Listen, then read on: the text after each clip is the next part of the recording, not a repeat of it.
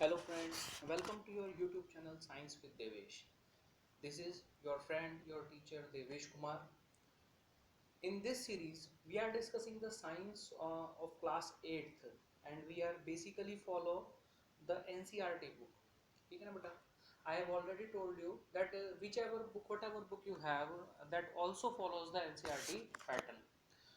So this video is useful for all the students who are reading NCERT book or any other private book. Okay, in the last video we have discussed about agriculture, production, management, that what we are going to discuss in this chapter. And in the last video we have discussed that there are some steps of producing any grain. ठीक है ना, किसी भी फसल को उगाने के लिए कुछ बेसिक स्टेप्स होते हैं. कौन कौन से स्टेप्स होते हैं? 7 बेसिक स्टेप्स होते हैं. ठीक है ना, फसल को बोने से लेके फसल को काटने तक. तो दो steps we have to discuss in very brief. ये रहे वो 7 स्टेप्स जिनके बारे में हमने लास्ट वीडियो में भी डिस्कस किया था. अब इनको सिर्फ हमें क्या करना है, वाइडली डिस्कस करना है थोड़ा. ठीक है ना, आप सभी इन सब के बारे में जानते हैं. इनमें जो सबसे पहला स्टेप है that is preparation of soil. अभी प्रिपरेशन ऑफ सॉइल मतलब क्या भाई, हमको कहीं रसोई में मिट्टी बनानी है, ऐसा करना है, प्रिपेयर करना है, सॉइल को तैयार करना है, क्या करना है बेटा? प्रिपरेशन ऑफ सॉइल का मतलब होता है कि हमें अपने खेत की मिट्टी को इस तरह से तैयार करना है कि हमारी जो क्रॉप है उस क्रॉप के लिए वो बेस्ट सूटेड हो, सबसे अच्छी हो. क्लियर? तो मिट्टी कैसी होनी चाहिए, ये हमको सबसे पहला स्टेप देखना है कि एग्रीकल्चर में जब कभी भी हम कुछ उगाने जाते हैं तो प्रिपरेशन ऑफ सॉइल जो होता है वो सबसे पहला और सबसे इम्पोर्टेंट स्टेप होता है. ठीक है ना बेटा? इसमें हम क्या करते हैं, इसमें हम लूजनिंग ऑफ सॉइल करते हैं. लूजनिंग ऑफ सॉइल का क्या मतलब होता है? मान लो ये हमारे पास खेत हैं, काफ़ी टाइम से हमने इसमें कुछ नहीं उगाया है. जैसे हम गेहूँ उगाते हैं हरियाणा पंजाब में, तो गेहूँ उगाने के बाद 2-3 महीने तक लगभग खेत जो है हमारे खाली रहते हैं. ठीक है ना, तो डायरेक्टली हम उसमें कैसे कुछ भी बो दें, नहीं बो सकते ना, क्योंकि यहाँ पे ग्राउंड जो है वो कैसा है, ऊपर से ग्राउंड जो है वो बहुत हार्ड है. कैसा है बेटा? बहुत हार्ड. और कोई भी क्रॉप जब हम इसमें लगाएंगे, कोई भी छोटा पौधा या बीज हम इसमें लगाएंगे, तो उसकी रूट्स जो है वो ज़मीन के नीचे बढ़ नहीं पाएगी. क्यों नहीं बढ़ पाएगी? क्योंकि नीचे से जो ग्राउंड है वो बहुत हार्ड है. कैसा है? वो बहुत हार्ड. यही चीज़ आपने अपने घर में भी देखी होगी कि जब कभी हम कोई फ्लावर पॉट, कोई गमला लगाते हैं, तो सबसे पहले हम क्या करते हैं, जितनी भी मिट्टी हमारे पास है उस मिट्टी को इसमें से बाहर निकाल कर उसको अच्छी तरह से हैमर करते हैं, हथौड़े के साथ या फिर खुरपी के साथ उसको लूज़ करते हैं. और लूज़ करने के बाद हम प्लांट को उसमें लगाते हैं. इससे होता क्या है, इससे वो प्लांट की जो रूट्स हैं वो नीचे अच्छे से बढ़ सकती हैं. ठीक है ना बेटा? हार्ड अगर मिट्टी होगी तो वो यहीं रुक जाएंगी, वो आगे नहीं बढ़ पाएंगी. ठीक है, इसीलिए लूजनिंग ऑफ सॉइल बहुत ज़रूरी होती है ताकि उस मिट्टी की जड़ें जो हैं वो आगे बढ़ सकें. समझ में आई बात? ठीक है. अभी लूजनिंग करना, एक जीव ऐसा होता है, एक इंसेक्ट जिसे हम कह सकते हैं, ऐसा होता है जो फ्रेंड होता है फार्मर का. किसका फ्रेंड होता है बेटा? फार्मर का. और उसे हम कहते हैं, क्या कहते हैं उसे हम कहते हैं अर्थ वॉर्म. आजकल तो बहुत कम देखने को मिलते हैं, लेकिन अगर आप खेत में जाओगे ना कहीं तो आपको देखने को मिलेंगे. ठीक है ना, बारिश के सीजन में बहुत देखने को मिलते हैं. अर्थवॉर्म को हिंदी में हम कहते हैं केंचुआ. ये जो है वो फार्मर का फ्रेंड होता है. कैसे होता है ये फार्मर का फ्रेंड? सबसे पहली बात, ये खेत में जैसे ये आपका खेत है तो उससे 2 या 3 इंच नीचे मिट्टी के अंदर रहता है. अब एक जगह तो रहेगा नहीं, ये घूमता रहेगा, इधर उधर घूमता रहेगा सब जगह. तो जब ये घूमेगा तो ये क्या करेगा, नीचे से सॉइल की लूजनिंग कर देगा जिससे उसमें एयर पास हो सके. ठीक है ना बेटा, एयर पास होगी, रूट्स जो हैं वो बड़े अच्छे तरीके से अंदर अंदर नीचे नीचे बढ़ सकेंगी, और जितनी रूट्स हमारी मजबूत होंगी उतनी ही हमारी क्रॉप अच्छी होगी। इसीलिए लूजनिंग ऑफ सॉइल क्यों ज़रूरी है, ताकि वहाँ पर क्या पनप सके, क्या पैदा हो सके, अर्थवर्म, और वो अर्थवर्म आगे हेल्प कर सके हमारी मिट्टी को लूज रखने में। समझ में आई बेटा बात? तो लूजनिंग ऑफ सॉइल के दो रीज़न हमने यहाँ देखे, ताकि वहाँ पर अर्थवर्म पैदा हो सके, और दूसरा रीज़न हमने ये देखा कि हमारी जो रूट्स हैं वो रूट्स बड़े अच्छे तरीके से नीचे की तरफ बढ़ सके और मजबूत हो सके। ठीक है बेटा, ये हमने देखा किसमें, आपके प्रिपरेशन ऑफ सॉइल में। ठीक है। अच्छा, पिछली क्लासेस में आपने पढ़ा होगा ऐसा कि सॉइल के अंदर ना बहुत कुछ होता है। सॉइल के अंदर क्या क्या होता है? सॉइल के अंदर मिनरल्स होते हैं, वाटर होता है, एयर होती है, ठीक है ना। अच्छा, जो कुछ डेड प्लांट्स होते हैं या डेड एनिमल्स होते हैं वो भी सॉइल के अंदर डिकम्पोज हो जाते हैं, और उससे वो जो डेड बॉडी है उससे न्यूट्रिएंट्स मिलते हैं किसको, हमारी सॉइल को। समझ में आई बात? और उन न्यूट्रिएंट्स में सबसे जो इम्पोर्टेंट न्यूट्रिएंट होता है वो होता है नाइट्रोजन। कौन सा होता है बेटा? नाइट्रोजन। ठीक है। अच्छा, वो न्यूट्रिएंट को फिर कौन एब्जॉर्ब करता है मिट्टी में से? मिट्टी में तो हम, सिंपल बात है ना, हम क्या लगाते हैं? प्लांट। तो वो प्लांट वो न्यूट्रिएंट्स, मिनरल्स जो कुछ भी है वो सॉइल में से एब्जॉर्ब करते हैं। ठीक है। एक और बात आपको पता होगी कि हम जो लूजनिंग करते हैं वो बहुत डीप नहीं करते। मतलब जैसे लूजनिंग हमको करनी है, ये हमारा ग्राउंड है, तो ऐसा नहीं है कि हम उससे 10 फुट नीचे तक लूजनिंग करेंगे। हम कुछ सेंटीमीटर्स की जो सॉइल होती है उसको लूज करते हैं। ऐसा ही करते हैं ना? क्यों ऐसा हम क्यों करते हैं? क्योंकि जो टॉप लेयर होती है सॉइल की, सॉइल जो है वो अलग अलग लेयर्स में डिवाइड होती है। तो सॉइल की जो टॉप लेयर होती है उसमें सबसे ज़्यादा न्यूट्रिएंट्स हमें मिलते हैं, वो न्यूट्रिएंट रिच होती है। ठीक है बेटा, सबसे ज़्यादा न्यूट्रिएंट्स हमको वहाँ पर मिलते हैं, इसीलिए कुछ फ्यू सेंटीमीटर्स की हम क्या करते हैं? लूजनिंग। क्लियर? तो ये जो लूजनिंग हम करते हैं, किसकी लूजनिंग करते हैं बेटा? सॉइल की। सॉइल की लूजनिंग किसके अंदर आती है? प्रिपरेशन ऑफ सॉइल के अंदर आती है। इसे हम क्यों करते हैं? ताकि वहाँ पर अर्थवर्म पनप सके। दूसरी बात, नीचे से सॉइल जितना लूज होगी हमारी रूट्स उतना डीप जा पाएंगी, और हमारा प्लांट उतना ही मजबूत होगा, उतना ही पावरफुल होगा, उतना ही स्ट्रॉन्ग होगा। ठीक है। तो अब ये जो लूजनिंग ऑफ सॉइल है, इस प्रोसेस को हम बोलते क्या हैं? The process of loosening and turning of the soil is known as tilling. इसको हम टिलिंग भी बोलते हैं और इसको हम प्लफिंग भी बोलते हैं। क्लियर? प्लफ जो होता है बेटा, आपने देखा होगा, हम बोलते हैं हल। आजकल तो नहीं देखते क्योंकि आजकल हम ट्रैक्टर का इस्तेमाल करते हैं, ठीक है ना। लेकिन प्लफ किसको बोलते हैं? हम हल को। और प्लफिंग किसको बोलते हैं? लूजनिंग ऑफ सॉइल को। ठीक है। तो जो पुराने टाइम में प्लफ्स होते थे वो किससे बने होते थे? या तो लकड़ी से बने होते थे या लोहे से बने होते थे। ठीक है बेटा। अगर सॉइल बहुत ज़्यादा ड्राई है, मतलब अभी प्लफिंग भी आप हर एक कंडीशन में नहीं कर सकते। अगर सॉइल बहुत ज़्यादा ड्राई है, बहुत ज़्यादा, तो पहले आपको उसको कुछ वाटरिंग करनी पड़ेगी और उसके बाद आप उसकी प्लफिंग करेंगे। ठीक है बेटा। अच्छा, जिस फील्ड को हम प्लफ कर रहे हैं, ठीक है ना, प्लफ मतलब, अब मैं आपको हिंदी में भी बताता हूँ, इसको हम बोलते हैं खेत को जोतना। ठीक है ना, खेत को जोतना, ये जो प्रोसेस है इसी को हम प्लफिंग कहते हैं, जो हम सबसे पहली प्रोसेस खेत के अंदर करते हैं। और खेत की प्लफिंग हम कब कर सकते हैं? देखो, मानो ये हमारा खेत है, तुमने देखा होगा जब वो सूख जाता है ना तो उसके अंदर ऐसे बड़े बड़े क्रैक्स आ जाते हैं, इस टाइप के क्रैक्स होते हैं बहुत सारे। ठीक है ना। उन क्रैक्स को हम क्या बोलते हैं? उन क्रैक्स को हम बोलते हैं क्रम्स। क्या बोलते हैं बेटा? क्रम्स। ठीक है ना। तो वो खेत जिसको हमें प्लफ करना है, जिसको हमें जोतना है, द प्लफ्ड फील्ड, उसके अंदर बड़े बड़े क्लम्स होने चाहिए, जिनको हम क्या बोलते हैं? क्रम्स होते हैं। क्या बोलते हैं बेटा उनको? क्रम्स। ठीक है। क्लियर? ठीक है जी। उसके बाद प्लफ हमने कर दिया। प्लफ के बाद प्रिपरेशन ऑफ सॉइल में एक चीज़ और बहुत ज़रूरी होती है, उस चीज़ को हम कहते हैं लेवलिंग। क्या कहते हैं बेटा? लेवलिंग। लेवलिंग में क्या आता है?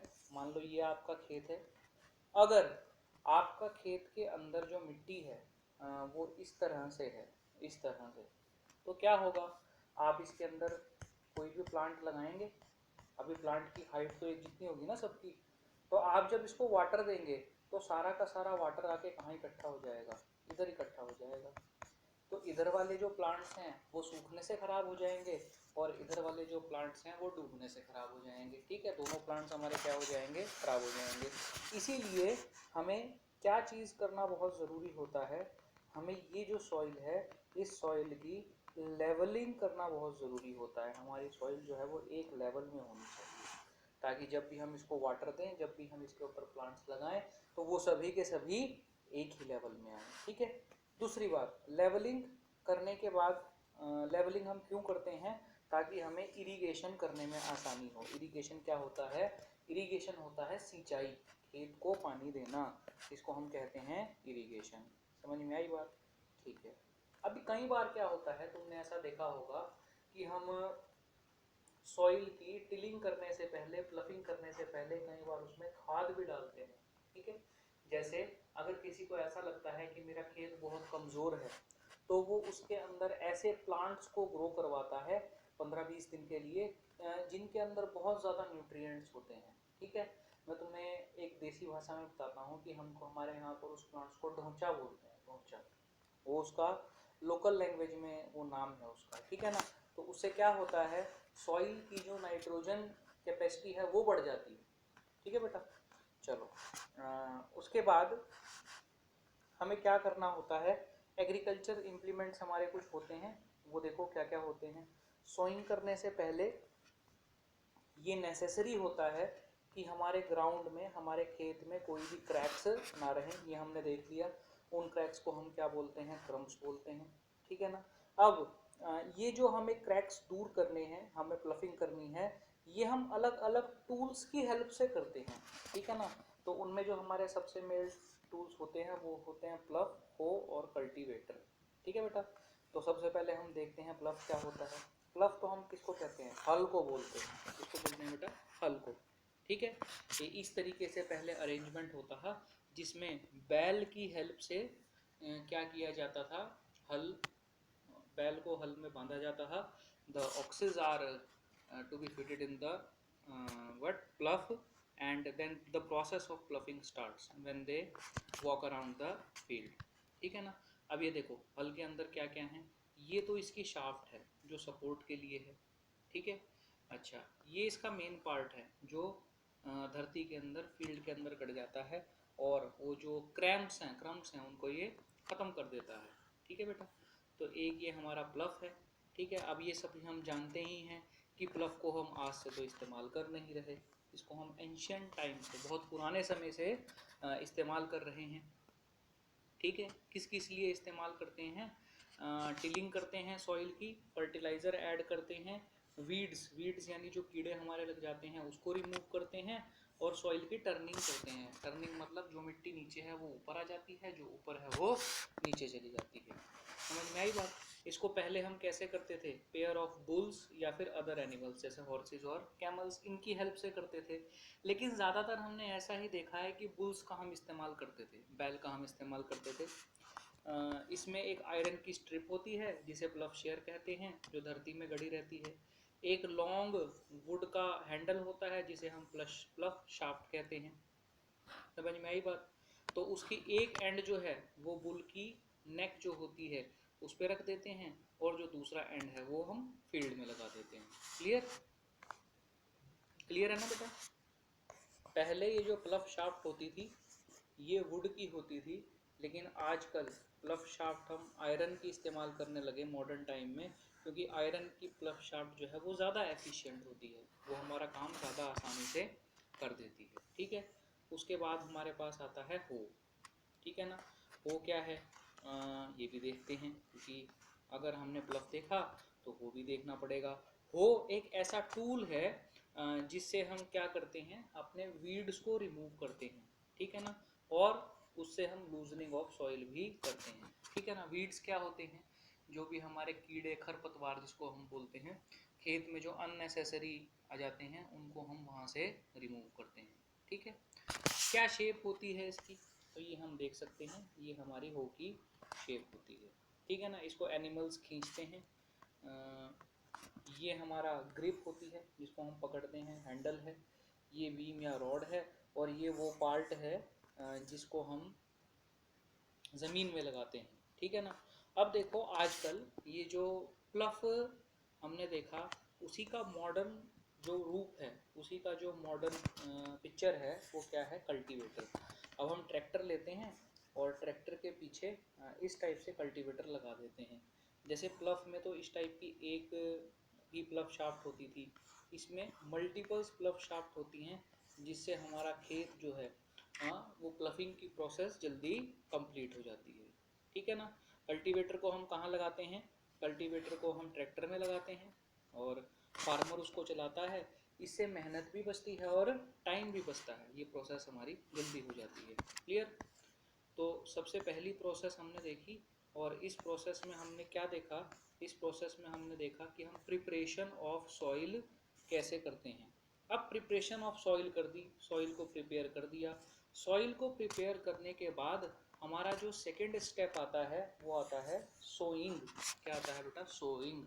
सोइंग मतलब बुआई, बीज को ज़मीन में बोना, इसी प्रोसेस को हम क्या बोलते हैं, सोइंग।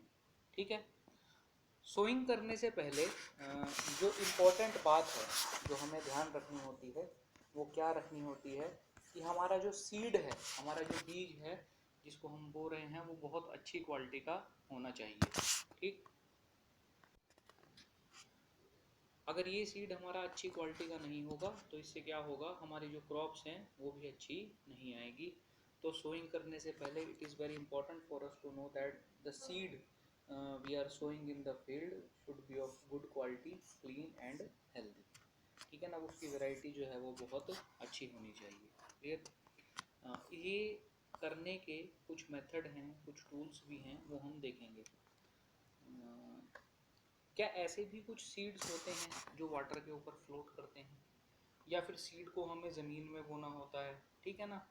अब ये जो सीड्स हैं वो कैसे होते हैं, लाइटर होते हैं, हैवियर होते हैं, पानी में डूबेंगे या फिर ऊपर तैरते रहेंगे, डूबने चाहिए कि नहीं डूबने चाहिए, डैमेज सीड कैसे होते हैं। ठीक है ना। तो ये सारी चीज़ें देखेंगे। अच्छे सीड को हम कैसे पहचान सकते हैं, जो भी सीड हम लाए हैं उसको क्या करो, उस सीड को लेके एक पानी का बहुत बड़ा बर्तन लो कोई भी, और उसको पानी से फिल कर दो। उसके बाद उन सीड्स को सभी को उसके अंदर डाल दो। क्या होगा, जो डैमेज सीड्स होंगे, मान लो ये डैमेज सीड है, ये कैसे होंगे, ये अंदर से हॉलो होंगे, इनके अंदर कुछ भी नहीं होगा। हॉलो होने की वजह से ये फ्लोट होके ऊपर आ जाएंगे, इनको हम निकाल लेंगे और अंदर जो बचेंगे हमारे पास वो अच्छे सीड्स होंगे। ठीक है ना। सोइंग से पहले हमें सोइंग के कुछ टूल्स के बारे में भी पता होना चाहिए कि किस तरह से हम उसकी सोइंग करते हैं। तो सबसे जो ट्रेडिशनल टूल है वो आप अभी अपने सामने देख सकते हो, ये रहा। ये हमारी फनल है। इस फनल का जो दूसरा एंड है वो ज़मीन के अंदर है। कहाँ है वो, सॉइल के अंदर है। इस फनल में से आप देख सकते हो भाई, ये किसान क्या कर रहा है, बीज डाल रहा है, और उसी के साथ साथ ये जो बुल्स हैं ये आगे आगे चलते रहते हैं। तो जैसे जैसे ये चलते हैं, ज़मीन के अंदर इस फनल में से बीज जो है वो अलग अलग जगह पर शो होता रहता है। क्लियर। क्लियर है। तो आजकल मॉडर्न टाइम में अभी ये तो एक पाइप है, हम ट्रैक्टर के पीछे ऐसे 3 से 4 पाइप लगाते हैं, इस टाइप से यहाँ पे सीड डाल देते हैं, और वो इन पाइप्स के थ्रू कहाँ चला जाता है, ज़मीन में चला जाता है, और यहाँ पर हमारी जो सोइंग की प्रोसेस है वो पूरी हो जाती है। ठीक है। ट्रेडिशनल मेथड हमने देखा। मॉडर्न मेथड ये है, इसको सीड ड्रिल बोला जाता है। क्या बोला जाता है, सीड ड्रिल।